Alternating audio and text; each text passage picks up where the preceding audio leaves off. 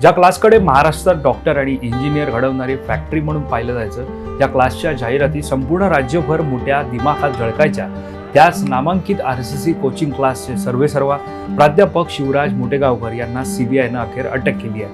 तब्बल 11 तासांच्या मॅरेथॉन चौकशीनंतर CBIनं ही मोठी कारवाई केली.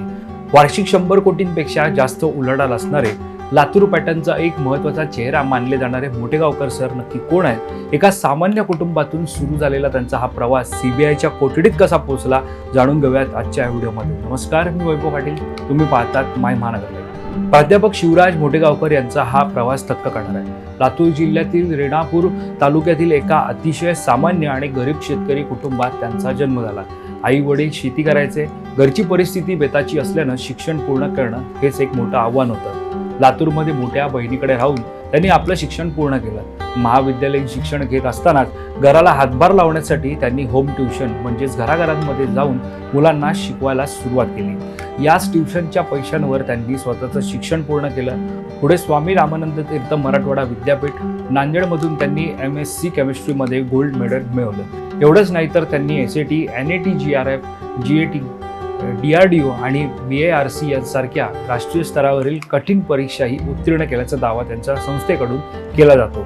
शिक्षण पूर्ण झाल्यानंतर त्यांनी उमरगा आणि लातूरमधील महाविद्यालयांमध्ये तासिका तत्वावर म्हणजे क्लॉक आवर बेसिस प्राध्यापक म्हणून काम सुरू केलं. अध्यापनाची आवड असल्याने 2003 मध्ये त्यांनी लातूरमध्ये स्वतंत्र केमिस्ट्री क्लास सुरू केला, ज्याला नाव दिलं रेणुकाई केमिस्ट्री क्लासेस. पुढे त्यांनी एक नवीन संकल्पना आणली. सर्व विषय एकाच छताखाली फिजिक्स, मॅथ्स, बायोलॉजीच्या शिक्षकांना एकत्र आणून त्यांनी RCC करिअर सेंटरचा विस्तार केला. पाहता पाहता हा RCC पॅटर्न इतका यशस्वी ठरला की दरवर्षी नीट परीक्षेत त्यांचे शेकडो विद्यार्थी पैकीच्या पैकी गुण मिळवू लागले. पुणे, नाशिक, औरंगाबाद, नांदेड, सोलापूर, कोल्हापूर आणि अकोला अशा महाराष्ट्रातील प्रमुख शहरांमध्ये RCCच्या शाखा विस्तारल्या. 40,000हून अधिक विद्यार्थी आणि वार्षिक 100 कोटींपेक्षा जास्त उलाढाल असलेलं हे एक मोठं शैक्षणिक साम्राज्य बनलं. कोरोना काळात तर डिजिटल आणि ऑनलाईन शिक्षणाचा वापर करत आक्रमक जाहिरातबाजीच्या जोरावर मोटेगावकर सर घराघरात पोहोचले. या अफाट यशाच्या पडद्यामागे काहीतरी काळबेरे शिजत होतं का, असा प्रश्न आता उपस्थित झालाय. पण एकीकडे हालाकीची परिस्थिती आणि त्यानंतर झालेलं संपूर्ण हे विश्व, या सगळ्यामध्ये एका अफाट यशाच्या पडद्यामागे काहीतरी काळबेरे शिजत होतं का, असा प्रश्न आता उपस्थित झालाय. प्राध्यापक मोटेगावकर नेहमीच एक दावा करायचे की नीट परीक्षेमध्ये दरवर्षी आम्ही दिलेले अनेक प्रश्न जसेच्या तसे जुळतात.